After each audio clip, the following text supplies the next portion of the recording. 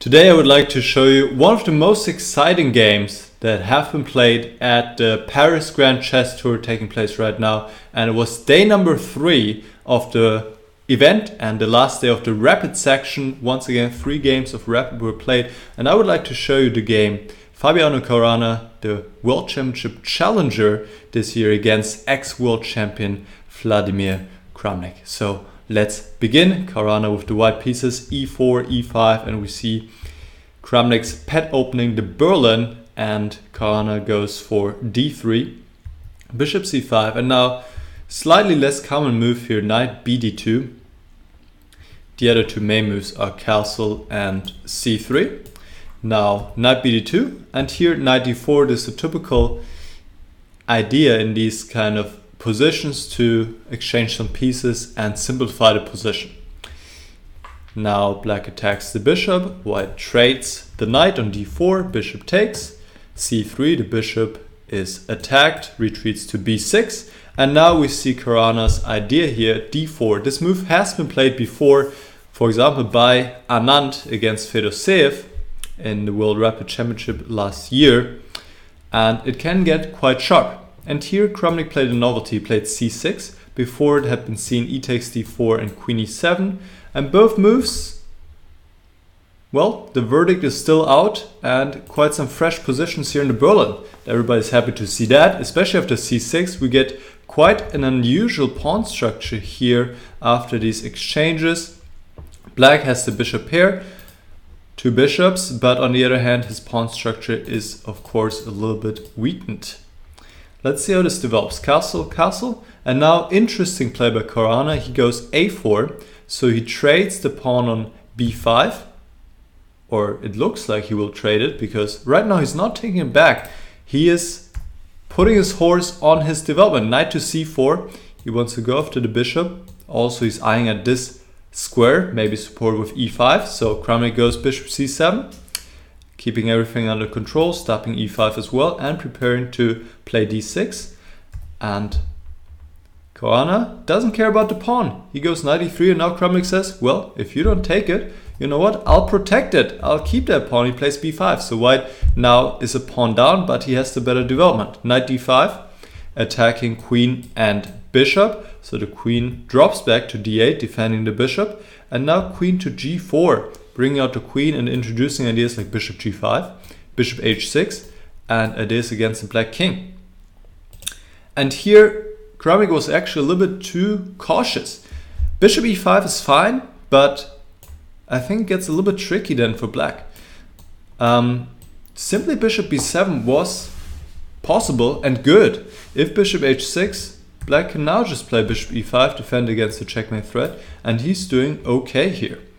Maybe Kramnik was afraid of f4, ideas like that, but this doesn't really work out for white. For example, black can go f5, e takes f5, now just take on d5, and then he has a cute little check here on b6 and will pick up the bishop on h6.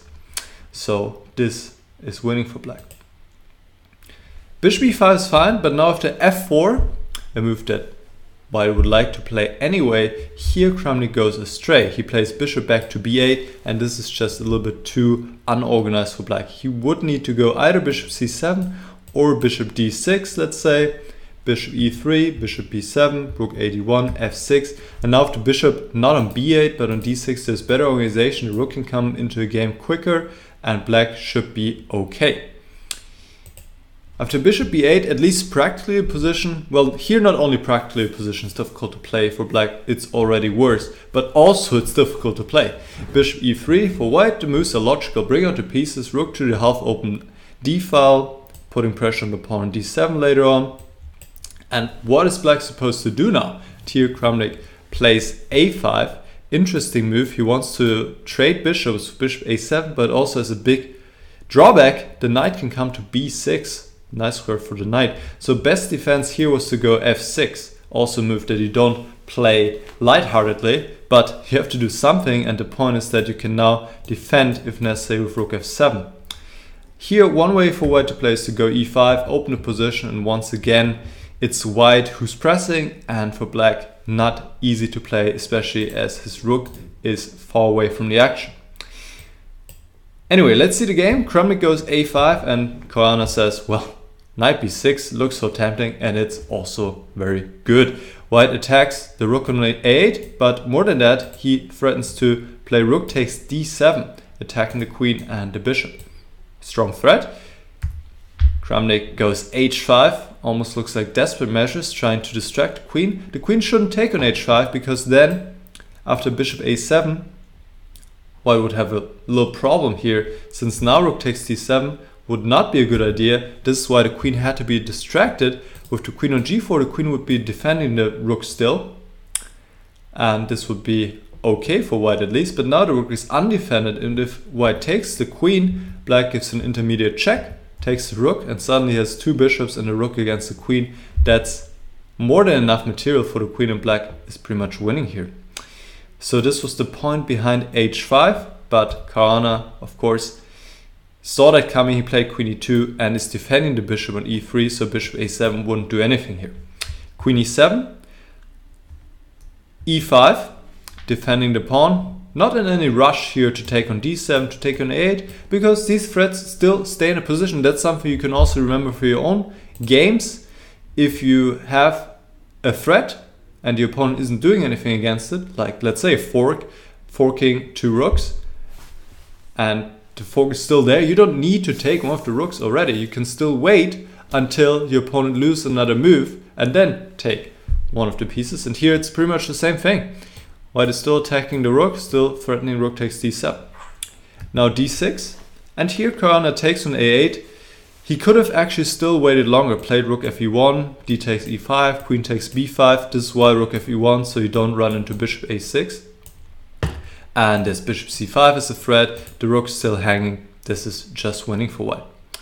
Also after knight takes a8, White is clearly better, but position is still tricky because these bishops, if they come to life, they can be quite dangerous. Queen takes b5, d takes e5, and here Caruana goes f5, which is good, but maybe simpler would have been bishop c5. Of course, this comes to mind immediately to try to win more material. Black has to go bishop a7, and here we see the point is that here you're able to split the bishop pair. You are able as White to exchange one bishop, and this is usually what you want to do if your opponent has the bishop pair, whether that is you're in exchange up like here, or you're just playing against the bishop pair and it's equal material. You want to split the bishop pair because the bishop pair is quite a strong advantage, or can be quite a strong asset, especially in open positions like this one. And here White should probably go rook f2. Maybe this is what Caruana didn't like, because king h1, h4 would be a little bit annoying, but rook f2, e takes f4, rook d4. White will consolidate and it will be equal, almost equal material, one pawn for the exchange, but this will not be enough. Of course, White is still has to be a little bit careful with the king. It's not that well protected, but this is pretty much winning for White.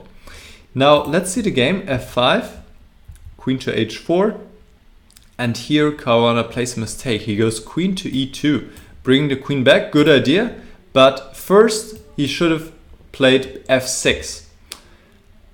Tried to create threats of his own, and if g6, which is the move Black wants to play to not open his king, then queen d7.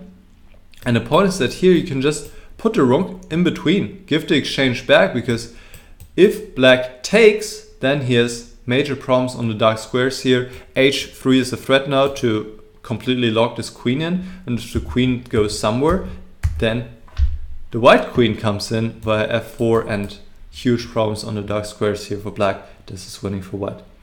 So f6 was a better move because of the queen e2. Now Kramnik also missed his opportunity. He goes bishop c6. He should have gone e4, opening up the bishop, and I'm not sure what Kramnik did not like here, because if h3, there's queen g3, quite strong, and if g3, Black can take, and this would be a draw, because if the queen moves in between, Black wins back the bishop here, and he has just 1-2 pawns, and otherwise it would be a perpetual check. So this would have been the way to go and would have resulted, or should have resulted, in a draw. Kramnik goes bishop c6, now queen f2. Here Black should probably just trade queens and then try to hold this endgame. He has good chances, won't be easy for white, but Kramnik wants to keep the queens on the board. Queen c4, and now f6, g6, and of course this pawn on f6 creates all kinds of threats or possibilities against the black king. Mate on g7, maybe back rank mate, and just nice to have this pawn on f6. Queen g3, bishop c7, now h3, improving the position. Black does the same, bring the rook to a half open b file, queen to e6, queen to g5, and now we see already white wants to give checkmate. Queen e8, and here white is completely winning, but how exactly can it be done? Well, it's a little bit of a paradox move to play here, paradoxical move. g4 looks strange to open up your king, but here it's white who's attacking and black will not have time to exploit the vulnerable white king. If black takes on g4, then of course the h file will open and this will be deadly for black. And if h4, then white can go bishop c5, taking away the f8 square from the black queen and threatening queen h6. Why first play g4 and h4? Well, otherwise black could still go king h7, but here this would be of no use, of course, and white is winning. So g4 was pretty much winning on the spot because the white attack is becoming too strong. Just to show you once again, if bishop c5 immediately, this would not be as strong because black could defend against queen h6 with king h7 still. Caruana misses this chance, he goes rook e1, and we have to remember it's a rapid game, so of course difficult to see all of this in such little time. Probably at this point they were pretty low in time, as the previous play has been complicated as well.